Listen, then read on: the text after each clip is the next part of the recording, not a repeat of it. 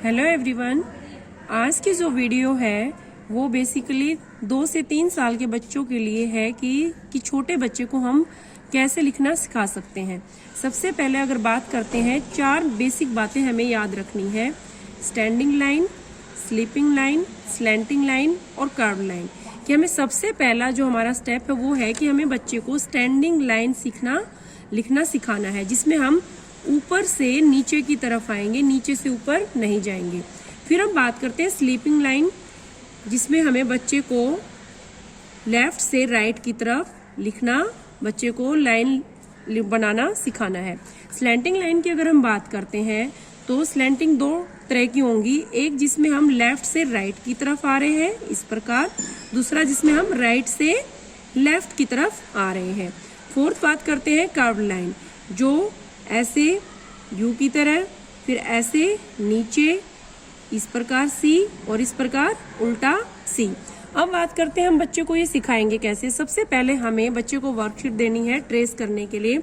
जैसे यहाँ पे है स्टैंडिंग लाइन के लिए है, तो बच्चे को ऊपर से नीचे तक ट्रेस करने के लिए इस प्रकार बोलना है। स्टार्टिंग में बच्चा थोड़ा टेढ़ा मेढ़ा करेगा, लेकिन 1 to 1 डॉट को जो वो मिलाएगा तो इसको इजिली कर सकता है।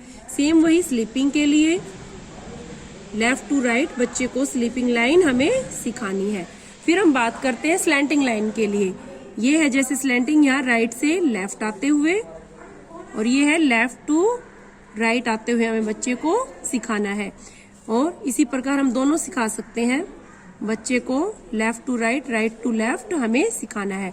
कर्व की बात करते हैं तो जो ट्रेसिंग के लिए हम उसको देंगे, उसको डॉट को मिलाते हुए धीरे धीरे कर्व को बनाना बच्चा इजिली इसमें सीख सकता है। इस प्रकार यू और इस प्रकार ये उल्टा यू, जिस प्रकार ये हो गया। फिर अगर बात करते हैं तो बच्चे को हम कोई भी वर्कशीट दे सकते हैं, कोई एक्टिविटी सीट दे सकते हैं, तो उसको हमें ट्रेस करने के लिए देना है। जैसे यहाँ 2 बॉल्स हैं, आप उनको मिलाओगे और वो भी कर्व में मिलाओगे तो बच्चा उसको इजिली इंजॉय करते हुए आराम से ट्रेस कर सकता है। शेप्स में हम दे सकते हैं बच्चे को, की शेप्स है ऊपर से नीचे स्टैंडिंग, फिर स्लीपिंग, फिर स्टैंडिंग और फिर स्लीपिंग बच्चा आसानी से कर सकता है। तो किसी भी प्रकार की शेप बच्चे को दोगे तो वो उसको इजिली करेगा। सर्कल वाला है, सिंपली एक पॉइंट से स्टार्ट करके दूसरे से वो एंड करेगा।